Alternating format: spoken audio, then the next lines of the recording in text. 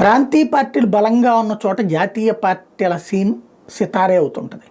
దానికి సాక్ష్యం ఒకప్పుడు సమాజ్వాదీ పార్టీ, బహుజన సమాజ్ పార్టీ వాస్తవంగా జాతీయ పార్టీనే, కానీ రెండు కూడా పేరుకి మెయిన్ ఇద్దరి క్రీడా ప్రాంగణం అంటే వాళ్ళ రాజకీయ క్రీడా ప్రాంగణం ఏంటంటే ఉత్తరప్రదేశ్.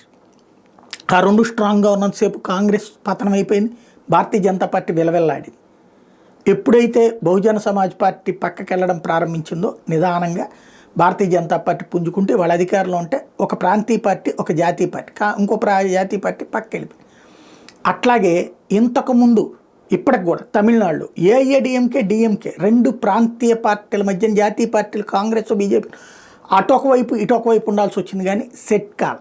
ఆంధ్రప్రదేశ్లో తెలుగుదేశం పార్టీకి అదే ఇప్పుడు కార్యకర్తలు నాయకులు సూచిస్తోంది.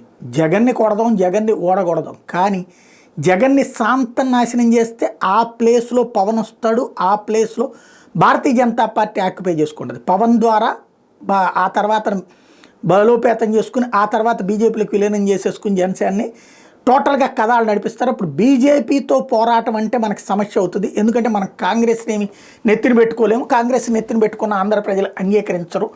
కాబట్టి భారతీయ జనతా పార్టీని ఎదుర్కోవాల్సిన పరిస్థితి వచ్చినప్పుడు పెద్ద దెబ్బతింటాం అన్నటువంటిది. ఇక్కడ ప్రాంతీయ పార్టీలు బలహీనపడితే ఆ ప్లేస్లోకి వచ్చి జాతీయ పార్టీ సాధిస్తుంది అనడానికి సజీవమైనటువంటి సాక్ష్యం అది.